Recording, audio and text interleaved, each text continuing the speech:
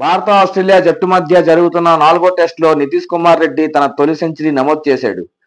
భారత జట్టు కష్ట సమయాల్లో 8వ బ్యాటర్గా రంగంలోకి దిగిన నితీష్ కుమార్ రెడ్డి దూకుడు బ్యాటింగ్తో సెంచరీ నమోదు చేశాడు. నితీష్ కుమార్ రెడ్డి సెంచరీ తర్వాత ఆయనపై కాసుల వర్షం కురుస్తుంది. సమాచారం మేరకు నితీష్ కుమార్ రెడ్డి ఆంధ్ర క్రికెట్ అసోసియేషన్ 25 లక్షల రూపాయలు ప్రైజ్ మనీ ప్రకటించింది. భారత ఆస్ట్రేలియా మధ్య జరుగుతున్న 4వ టెస్టు 3వ రోజు ఆట ముగిసే సమయానికి నితీష్ 105 పరుగులు అజేయంగా నిలిచిన అనంతరం ఆంధ్ర క్రికెట్ సంఘం అధ్యక్షుడు కేశినేని శివనాథ్ మాట్లాడుతూ ఆంధ్రాకు చెందిన కుర్రాడు టీ20 టెస్ట్ మ్యాచ్లకు ఎంపిక కావడం గొప్ప విషయం. ఆంధ్ర క్రికెట్ అసోసియేషన్ నితీష్ రెడ్డికి ప్రైజ్ మనీగా 25 లక్షలు ఇవ్వనుంది అంటూ ప్రకటించాడు. ఈ సెంచరీకి సంబంధించి ప్రైజ్ మనీ నితీష్ కుమార్ రెడ్డికి దక్కనుంది. ఎన్డీటీవీ వార్తల ప్రకారం నితీష్ రెడ్డికి ఆంధ్ర క్రికెట్ అసోసియేషన్ 25 లక్షలు ప్రైజ్ మనీగా ఇస్తుందని తెలిపినప్పటికీ నితీష్ భారత క్రికెట్ కంట్రోల్ బోర్డు నుంచి రివార్డు అందుకున్నట్లు తెలుస్తుంది.